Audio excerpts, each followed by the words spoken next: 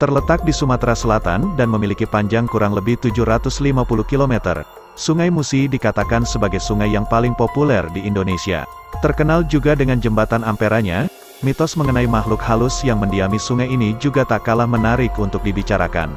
Dikutip dari berbagai sumber, sebagian orang Palembang mempercayai tentang mitos makhluk astral penunggu sungai ini yang mereka sering sebut sebagai hantu banyu. Konon, hantu ini sering membuat orang terpleset ke sungai, lalu menarik orang tersebut masuk ke dalam air hingga tewas. Tak hanya di sekitar areal sungainya saja, hantu banyu ini diceritakan pula sering membuat licin lantai rumah penduduk sekitar yang notabene terbuat dari kayu, sehingga membuat siapapun yang melintasinya terpleset hingga jatuh ke sungai.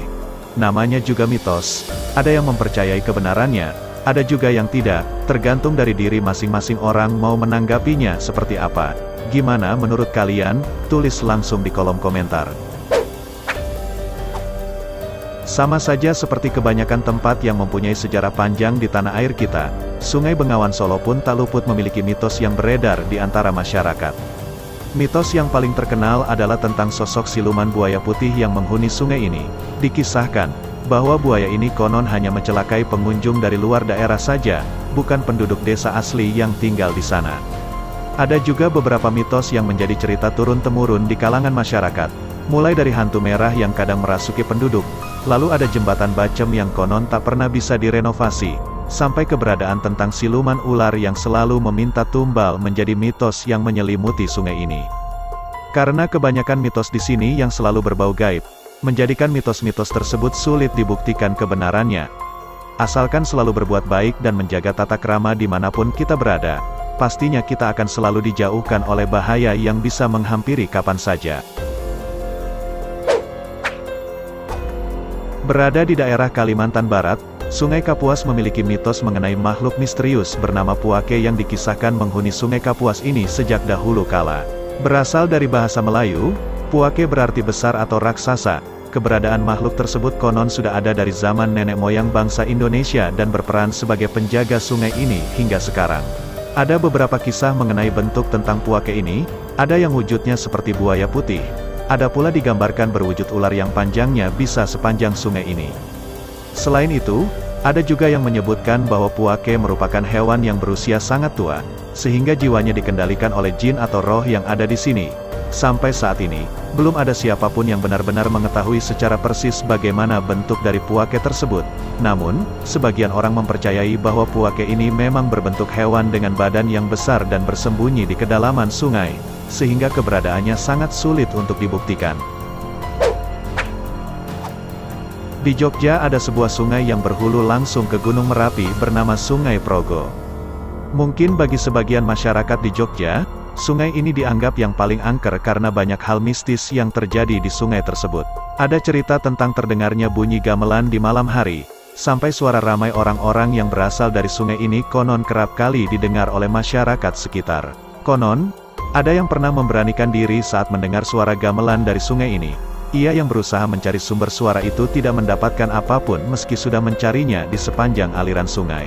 Cerita mistis yang bisa kalian percaya atau tidak juga ada di sini. Pada tahun 2010 saat Gunung Merapi mengeluarkan lahar dingin karena terjadi erupsi, konon ada suara ramai manusia juga yang terdengar sembari lahar dingin itu mengalir. Kebenaran mengenai cerita tersebut pun masih menjadi misteri sampai saat ini. Ceritain pengalaman kalian yang pernah berkunjung ke sungai ini di kolom komentar. Percaya atau tidak, kisah misteri tentang Sungai Ciliwung masih menjadi pembicaraan hingga saat ini.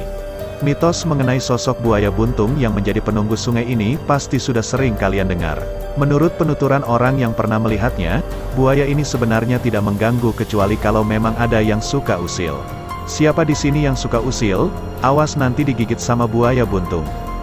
Menurut beberapa sumber, di sekitar aliran sungai ini juga sayup-sayup sering terdengar suara gamelan atau karinding. Bagi yang belum tahu, karinding adalah alat musik tradisional khas Sunda. Suara-suara ini kerap terdengar, tepatnya datang dari bawah jembatan yang bernama Jembatan Sempur. Di sini juga ada cerita mistis tentang seorang noni Belanda bernama Mary. Mary ini merupakan seorang bangsawan Belanda yang mati di sini karena kekasihnya terbunuh dan mayatnya dibuang ke sungai ini. Ia yang merasa marah dan kecewa pun turut menyusul kekasihnya tersebut lalu menghantui sungai ini sampai sekarang. Selain sejarahnya yang penting, Sungai Bogowonto juga menyimpan misteri penangkapan Pangeran Diponegoro oleh Belanda.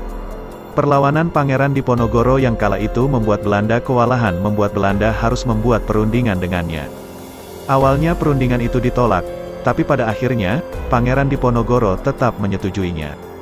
Perundingan itu dilakukan di pinggiran sungai ini. Namun, Pangeran Diponegoro tidak bersedia kalau harus menyeberangi sungai ini 2 kali. Alasannya pun masih menjadi misteri sampai saat ini. Namun bukannya berunding, Belanda malah menangkap Pangeran Diponegoro dan dibawa keluar menuju Magelang dengan memakai kereta. Sebelum bernama Bogowonto, dulunya sungai ini bernama Sungai Watukuro.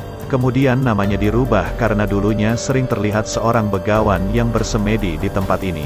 Terlepas dari percaya atau tidaknya cerita mitos dan misteri yang sudah disebutkan tadi, penilaiannya kembali kepada diri kalian masing-masing. Tolong tulis pendapat kalian di kolom komentar.